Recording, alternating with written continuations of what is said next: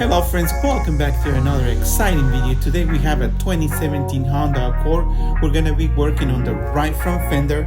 As you can see, this is a very large and complex dent that I'm going to be repairing today. Today I decided to start with cold glue. I decided to give it a shot and see what happens. After a couple of pulls, not much was happening. So I decided to change my method. So I'm going to be using 3 different rubber tips today to start. This is the large one that I'm going to be using first.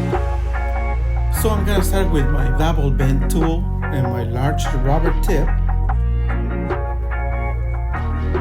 Luckily, the metal started responding really well here, and I like the way this is coming out. Here I switched to the medium-sized rubber tip. The point here is I'm trying to get this as smooth as possible,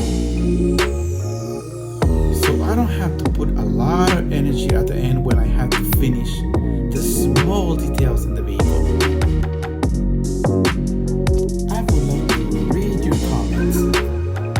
Please tell me what you would have done different if you were an experienced technician or if you're barely starting in the business.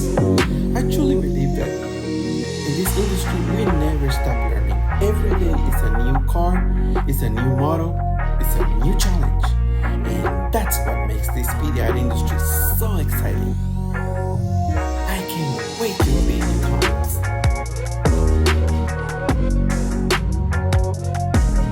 In this case, I have to go under the hood, on the side of the hood, so I can access different angles of the dent. I don't want to miss anything. So I'm here just working on the side, trying to finish everything there. We're almost there. A little bit more and this is gonna be done. Just a little bit more details that I need to work here. I like the way it's coming out. This job, it took me at least 2 hours to finish it, to get it done. It was a challenge for me, but I like the way it came out. I'm so excited.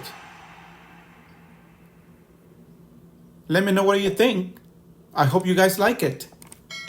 See you next time.